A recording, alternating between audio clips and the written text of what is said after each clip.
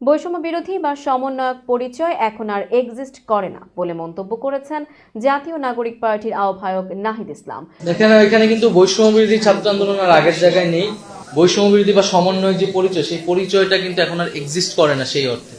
শুক্রবার বিকেলে রাজধানীর বাংলা মোটরের রূপায়ণ টাওয়ারে জাতীয় নাগরিক কমিটির কেন্দ্রীয় কার্যালয়ে আয়োজিত এক সংবাদ সম্মেলনে একথা বলেন তিনি। সাংবাদিকদের এক প্রশ্নের জবাবে নাহিদ ইসলাম বলেন, বৈষম্য বিরোধী ছাত্র আন্দোলন এখন আর আগের জায়গায় নেই। সেখান থেকে একটি ছাত্র সংগঠন তৈরি হয়েছে।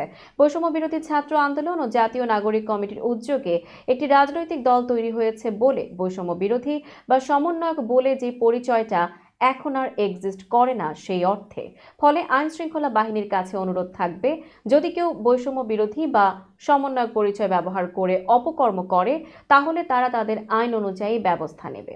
এদিকে বৈষম্য বিরোধী ছাত্র আন্দোলনের সম্মিলিত বেসরকারি বিশ্ববিদ্যালয়ের ফেসবুক পেজে এক পোস্টে বলা হয়েছে, আজকে থেকে আর বৈষম্য বিরোধী বা সমন্বয়ক পরিচয় ব্যবহার করা যাবে না। বৈষম্য বিরোধী ছাত্র আন্দোলনের যে অর্গানোগ্রাম আছে সেটা চাইলে বৈষম্য বিরোধী ছাত্র আন্দোলন স্বতন্ত্রভাবে রান করতে পারবে, কারণ বৈষম্য বিরোধী ছাত্র আন্দোলনের ব্যানার বিলুপ্ত করা হয়নি।